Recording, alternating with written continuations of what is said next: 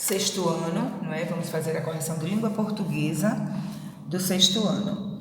Então, escreva o coletivo dos seguintes substantivos.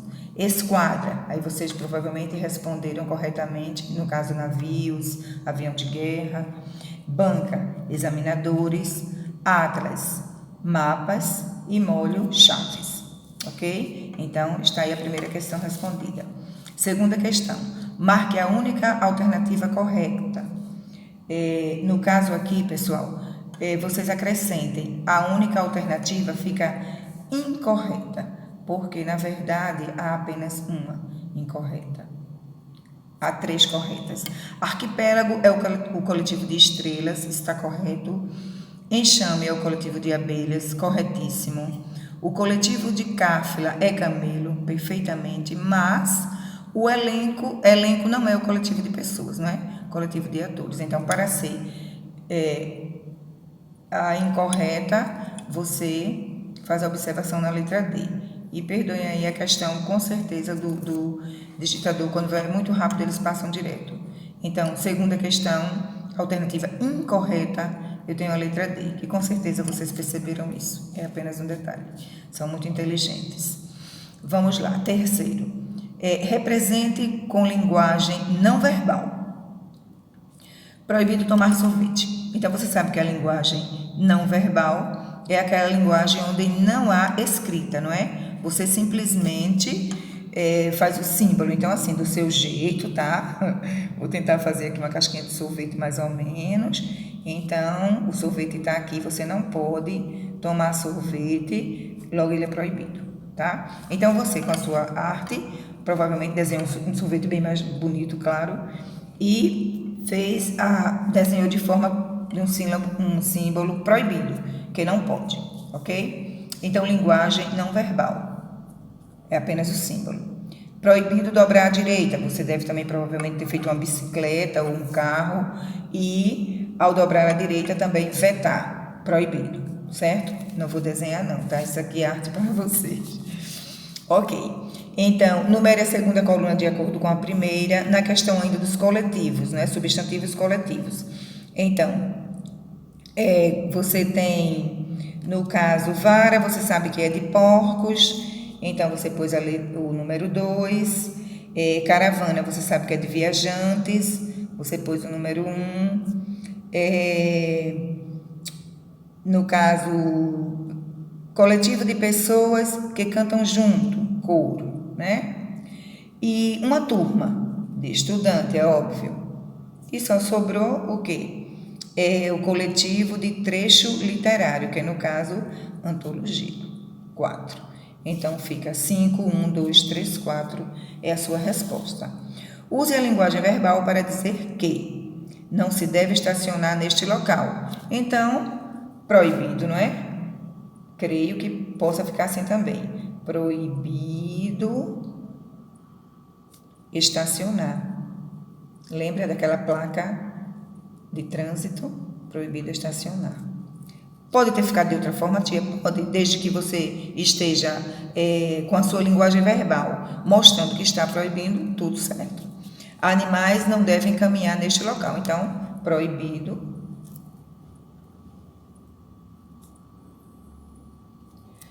Animais, né? Animais na pista ou animais, bom, do seu jeito aí, tá? Somente explicando que proibido animais. E aí você pode concluir ou simplesmente parar aqui.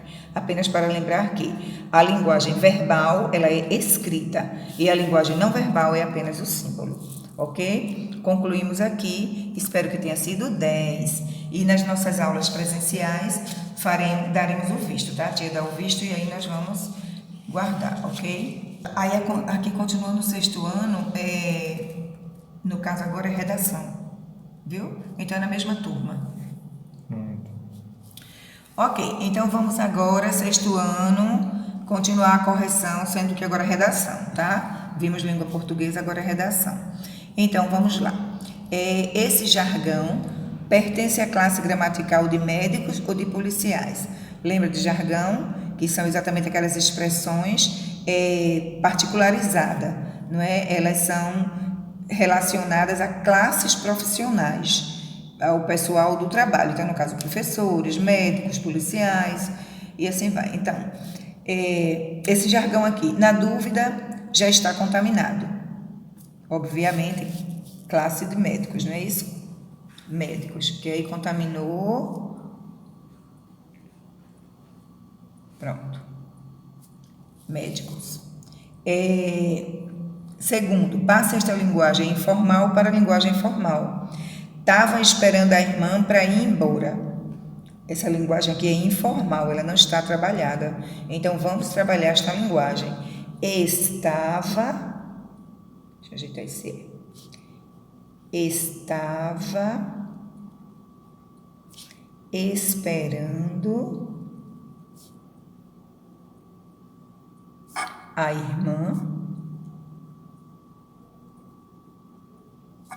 para, ok? A gente trocou tava por estava e pra por para, ok? Para. E aí você continua a sua frase.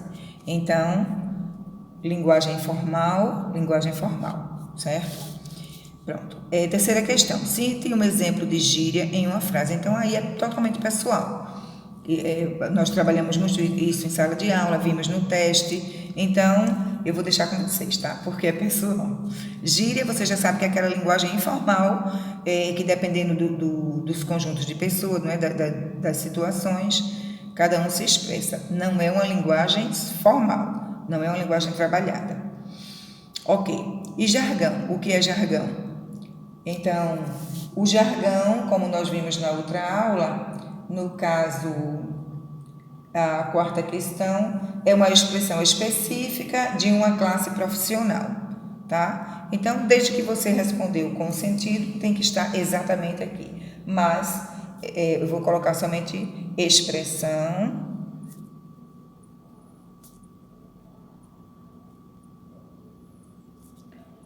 específica.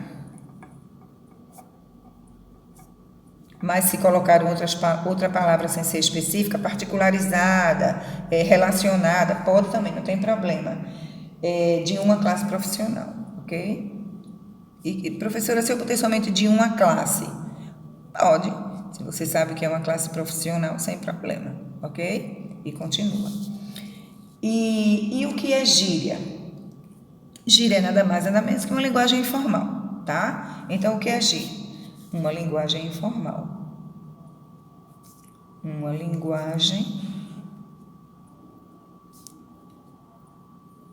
informal. Pronto. Aqui concluímos a atividade sobre todo o assunto que nós já vimos. Então, na aula passada, nós vimos a questão dos substantivos, não foi? Os substantivos abstratos, concretos, primitivos, derivados.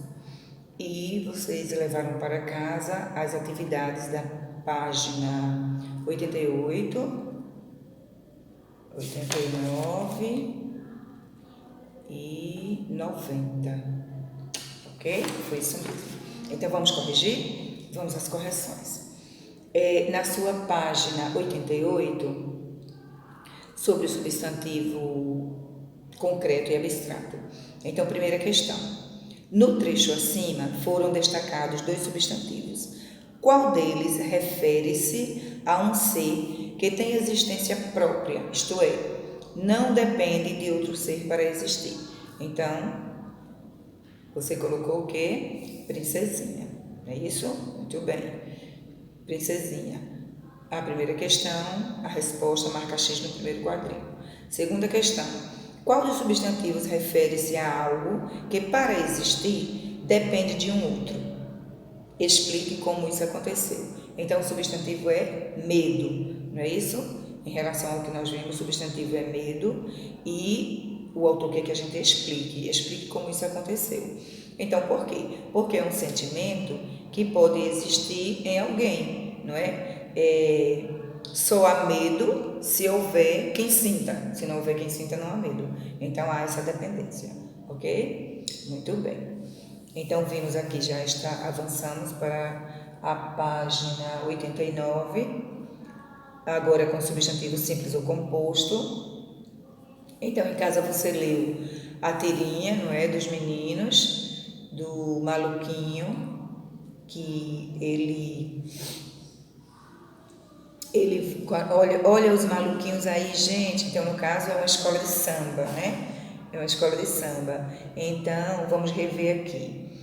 É verdade que que você fundou uma escola de samba? Claro, já tem até porta-bandeira. Vem ver. Estes são os carros alegóricos. Então, o carro alegórico, você observa aí que tem pipoca, sorvete, algodão doce, não é? As coisas dele. Então, no outro quadrinho, você vê. Os destaques vão ser famosas manequins e modelos. Olha aí os manequins, não é? Então, no outro quadro, a Julieta vai ser a madrinha da bateria. Uau, olha só a Julieta. No outro quadro nós temos nossos ritmistas, Herman, Sugiro, Hans e Fritz. Então, tudo aí na bateria, batendo, olha, vocês estão vendo as onomatopeias, que são os pam, pam, pam, pam, pam, batendo o barulho. Juninho, o mestre-sala e sua porta-bandeira. Estão vendo, né? Porta-bandeira, no caso, uma porta com uma bandeira, que não tem nada a ver, mas vamos continuar. E qual vai ser o samba enredo? A Nova de Beethoven. Bem interessante, a Nova de Beethoven, porque Beethoven era um músico, ele tocava músicas clássicas, não é? Beethoven. Então, vamos lá.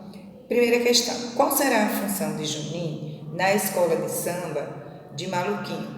Então, no caso, Juninho seria o quê? O mestre-sala, não é isso? Pronto, primeira questão, resposta ao mestre-sala. Segundo, o humor dessa HQ está na brincadeira que o menino maluquinho faz com o significado da palavra porta-bandeira. Explique como isso acontece. Então, você sabe que porta-bandeira é como se fosse um porta-estandarte, aquela pessoa que puxa a escola de samba, né? Ela leva a bandeira do nome do bloco, da instituição. Então, assim, é aquela pessoa bem importante que vai representando a escola de samba. E no caso aqui, não foi bem assim, né? Era uma porta com a bandeira pintada. No caso, o humor foi este. Então, explique como isso acontece. Então, a questão do humor, eu espero que você tenha posto exatamente que uma porta-bandeira é quem leva a bandeira com o nome do bloco. E no caso aqui, o humor é que ele pintou uma porta, pegou uma porta de verdade, pintou, desenhou a bandeira do Brasil e ficou porta-bandeira, tá? Então, o trocadilho, né? Porta-bandeira por uma realmente pessoa que representa a escola de samba, ok? Então, terceira questão.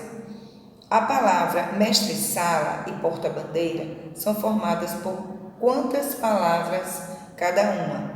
Então, são formadas por duas, porque justamente elas são compostas, não é? Então, porta-bandeira mais mestre-sala.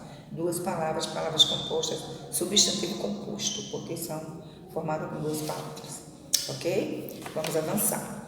Então, vimos as correções da página 88, página 89, e vamos lá ver aqui na página 90, se vocês também acertaram as questões.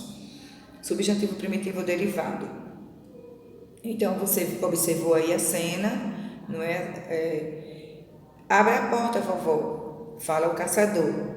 Sou eu, o caçador. Então, lá dentro da casa, quem é que está? O lobo, não é? Vestido da vovó. Mas aí, pronto, tá a sua ilustração. A palavra em destaque no balão da ilustração é um substantivo que nomeia, no caso, a palavra em destaque é caçador. Caçador é o quê? Uma profissão, não é isso? Fácil, fácil. Aí você já marcou aí profissão. Ok. Então, vimos substantivos comuns e próprios. Chegamos aqui na primeira questão. No início do texto, o narrador observador dialoga com o leitor por meio da frase: aposto que você adivinhou. Em sua opinião, por que ele tem tanta certeza disso? Explique. Então, no caso aí, está relacionada àquela história do Chapeuzinho Vermelho, não é? Então, a explicação é essa. É a história do Chapeuzinho Vermelho, que é um conto clássico, não é? E a partir dessa construção, o narrador observador estabelece uma ligação com a história, ok? Com o conteúdo da história. Muito bem, amores. Então, terminada aqui a primeira questão, segunda questão na página 91. Vamos lá. Observe novamente os substantivos em destaque no trecho. Escreva para o substantivo, no caso S para o substantivo, que se refere, e M a seres que se refere. Para os substantivos, para o substantivo que se refere a seres particulares, e 2 para o que fazem referência a qualquer outro ser. Então, Chapeuzinho Azul, 1. Chapeuzinho Vermelho, 1. E menina, 2, não é? Porque mudou totalmente os seres. Pronto, então vimos os substantivos coletivos. Já trabalhamos essa aula aqui, não foi? Quando vimos substantivos coletivos. E esta página seguinte também. Ok, então aqui concluímos as correções da página 88, 89 e 90, certo? Que foi da aula passada. Concluímos a aula. Vamos agora voltar um pouco para a página 59. A página 59 tem uma atividade bem interessante.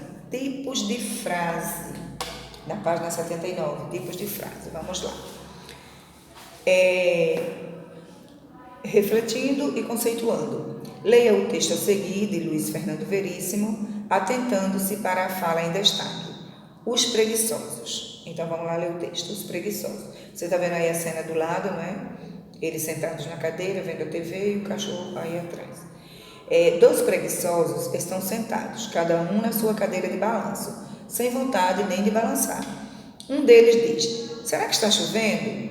O outro: não sei. Acho que está. Será? Não sei. Vai lá fora ver? Eu não. Vai você? Não. Chama o cachorro? Chama você. Tupi! O cachorro entra da rua e senta entre os 2 preguiçosos. E então, o cachorro está seco? Entenderam? Quer dizer, era para eles ir lá ver, botaram o pobre do cachorro para secar, deixaram lá no sol, coitado. E o cachorro estava lá secando.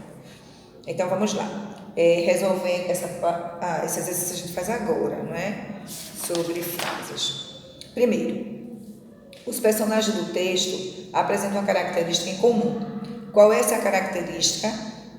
Destaque do texto, uma atitude que a confirma. Então, no caso, o que é em comum? Ambos são preguiçosos, não é? O que é em comum é isso. Ambos são preguiçosos. E ele quer que nós confirmemos, não é? Essa atitude. A preguiça era tanta que eles ficaram discutindo para ver quem iria levantar para verificar se estava chovendo.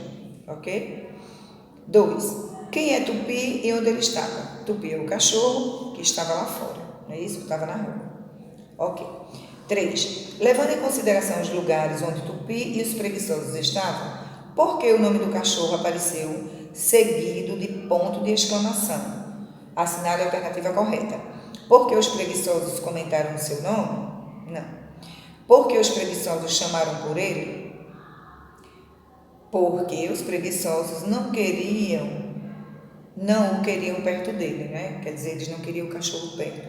No caso, a sua alternativa está no último quadrinho. E a 4ª questão, considerando o contexto da história, a fala em que eles chamam o cachorro possui sentido completo, isto é, comunica uma ideia? Sim ou não? Sim. Olha, tudo que se comunicar é uma comunicação, é uma frase, é um contexto. Comunicou, entendeu, está completo. Então, por quê? E comente. Então, a resposta é sim, houve uma comunicação. Os preguiçosos conseguem estabelecer comunicação com Tupi, pois o chamam, né? Quer dizer que se ele chega a chamar o cachorro é porque há uma comunicação. O cachorro entendeu e veio. E Este corresponde ao chamado, justamente. Ok? Então, houve uma comunicação? Sim. Por quê? Porque eles chamaram o cachorro e o cachorro veio. Houve uma comunicação. Então, observem aí esse tópico aí embaixo. A frase to be possui significado no contexto do diálogo. Ela se inicia com letra maiúscula e termina com um ponto de exclamação, que marca a entonação dessa fala. Assim, podemos concluir que frase é qualquer palavra ou conjunto de palavras ordenadas que, em um contexto, apresente sentido e é capaz de estabelecer comunicação. Então, vejam bem. Para você estabelecer uma comunicação, não tem que ser uma frase, por exemplo, longa ou que tenha verbo. Não. Dependendo da entonação, uma simples palavra é uma frase, tá? Então, aqui no caso, quando ela fala assim, Tupi, o cachorro ouviu o nome dele, então ele veio. É uma frase, sim, porque houve uma comunicação, houve um entendimento e ele veio. Entendeu? Aquela questão de alguém passando e fogo, aí todo mundo já entende que tem alguma coisa pegando fogo. Então, essa simples palavra fogo, pela entonação, já se sabe que houve uma comunicação, não é? Houve um entendimento, houve um contexto, tá? Então, frase pode ser uma simples palavra, dependendo da entonação, ok? Vendo tipos de frase, vamos virar a página e chegar aqui na 60. Então, nós vimos a quarta questão, quinta questão. Na tirinha a seguir, os personagens se comunicam com uma estrela cadente. Leia, vamos ver a questão. Aí está aí a tirinha, os quadrinhos. Uma estrela cadente, vou fazer um pedido. Eu também. E aí eles fazem o pedido. Aí no outro quadrinho, né? No terceiro quadrinho. Será que nossos desejos irão se realizar?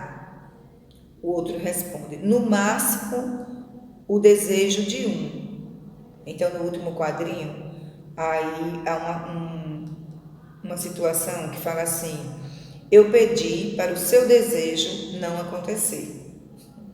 Então, os dois viram a estrela cadente, fizeram um pedido. E o pedido de um foi para que o pedido do outro não acontecesse. Meio, né?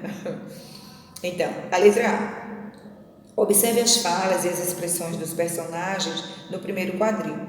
Que sentimento elas expressam?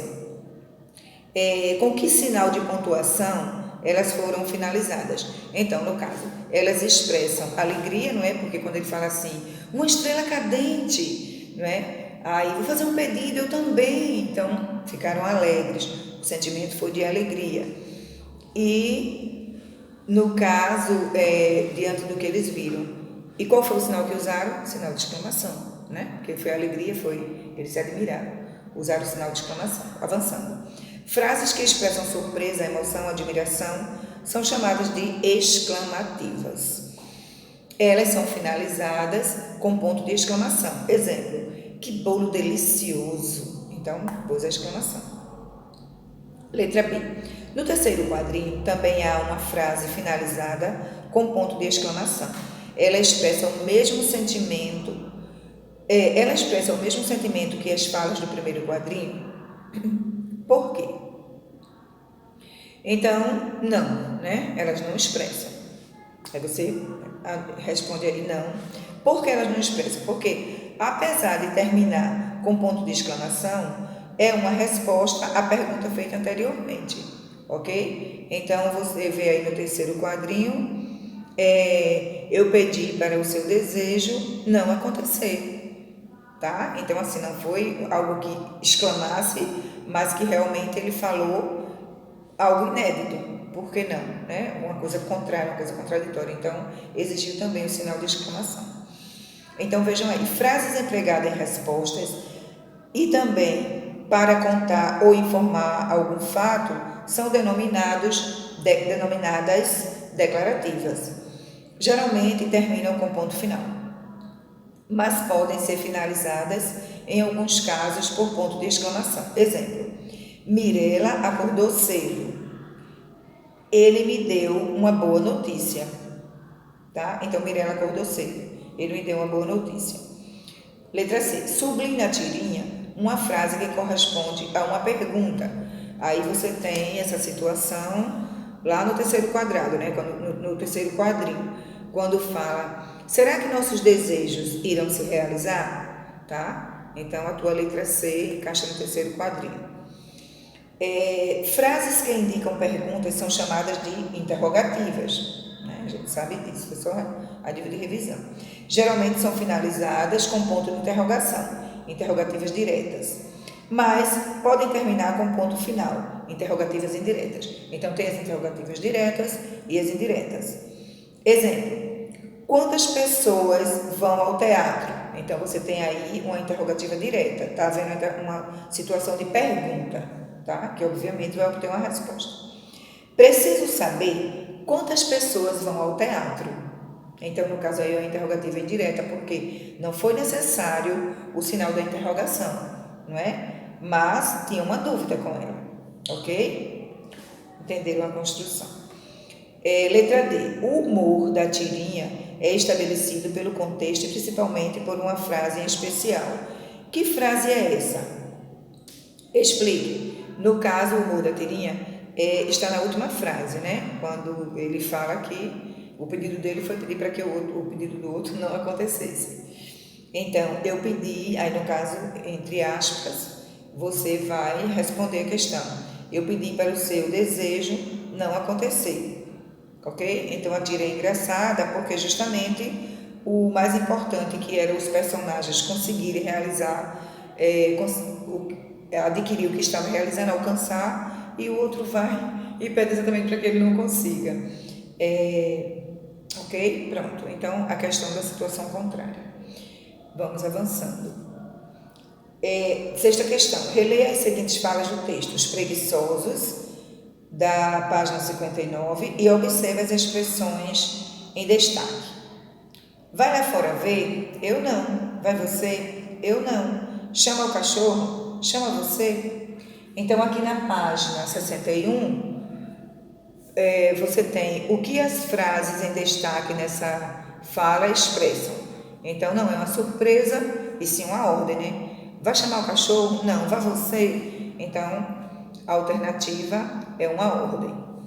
Frases que expressam ordem, desejo, pedido, recebem o nome de imperativa, tá? Então, as frases que imperam, elas chamam-se imperativa, elas ordenam, vem de imperador, né? Era no tempo do imperador, quando ele ordenava, ele imperava. Elas podem terminar com ponto final ou exclamação. Exemplo, estude para a prova, ok? Deixe-me entrar. Então, você tem a duas situações. Esta página 61 você vai levar para casa, tá? Então, você vai fazer o exercício da página 61 e vai fazer o exercício da página para casa de 61. Vai ler uma menina chamada Chapeuzinho Azul.